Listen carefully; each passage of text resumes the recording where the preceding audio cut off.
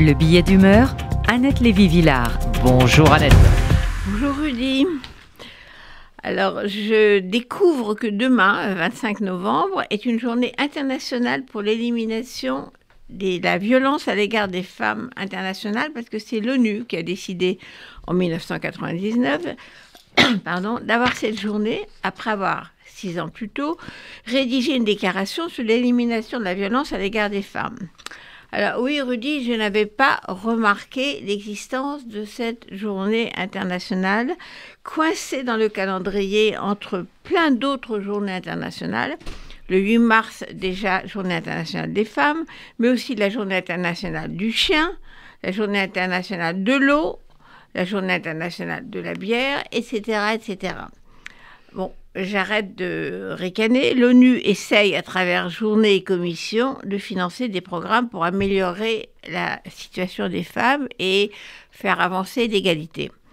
Mais ce 25 novembre 2022, cette journée internationale contre les violences faites aux femmes est particulièrement dérisoire. Disons-le, c'est raté pour l'ONU et sa journée internationale. Est-ce qu'on peut vraiment parler d'un ratage ?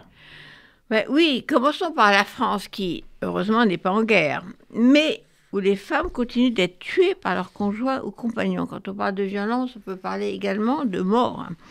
Et ce chiffre n'est pas en diminution, au contraire, il augmente. 20% de féminicides en plus l'année dernière.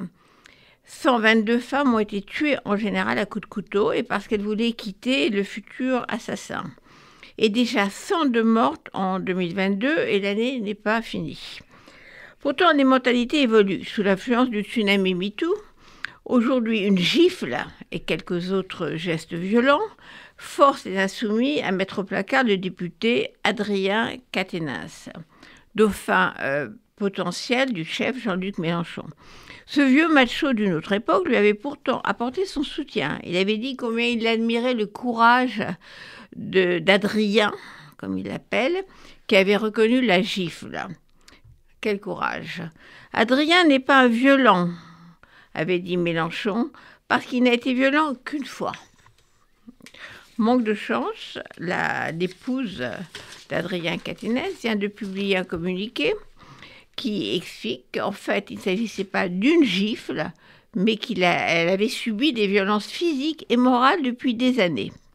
Retour au placard de Quatennens. Silence chez les insoumis ce jeudi, pendant que leurs collègues de l'Assemblée accrochent une expo pour célébrer demain la fameuse journée internationale contre les violences faites aux femmes. Mais sans rire, les insoumis continuent de jouer les féministes. Ils se mobilisent toute la journée pour pousser un texte qui demande que l'avortement soit inscrit dans la Constitution française. Alors, est-ce que cette journée internationale peut être utile dans d'autres pays ? Alors là, les informations venues de pays en guerre sont atroces. Le monde a découvert, au fur et à mesure de leur libération, les horreurs de l'occupation des villes ukrainiennes par les soldats russes. Des charniers, des chambres de torture et des viols systématiques. Au XXIe siècle, en Europe, le viol est toujours une arme de guerre. La soldatesque russe se conduit comme les pires barbares des siècles passés, violant des femmes, des filles, des petites filles, jetant souvent les suppliciés dans des charniers anonymes. Ces viols sont autorisés par l'armée ou l'État russe, en tout cas encouragés comme arme de destruction du peuple ukrainien, avec de nombreuses femmes qui essayent maintenant de se faire avorter en Pologne, enceintes des violeurs.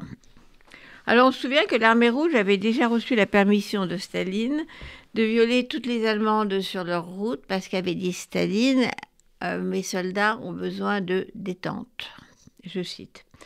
Et voilà qu'en cette veille de journée internationale contre les violences faites aux femmes, des témoignages arrivent maintenant d'Iran. Ce sont les femmes qui mènent la révolte contre les mollahs, elles sont aussi une cible de la répression. Le mouvement a commencé, on s'en souvient, avec la mort de Mahsa Amini, pour quelques mèches de cheveux dépassant du voile. Et maintenant, parmi les milliers de manifestants arrêtés, des femmes et des filles sont violées et torturées en prison.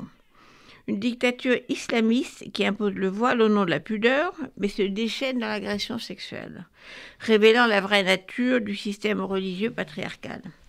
La chaîne américaine CNN a interviewé des femmes à la frontière qui s'enfuient d'Iran et cherchent à gagner l'Irak.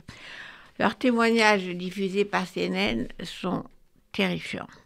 Donc, un quart de siècle après l'instauration de cette fameuse journée internationale, on peut dire, hélas, qu'il ne s'agit plus seulement de violences faites aux femmes, mais de crimes de guerre et de crimes contre l'humanité.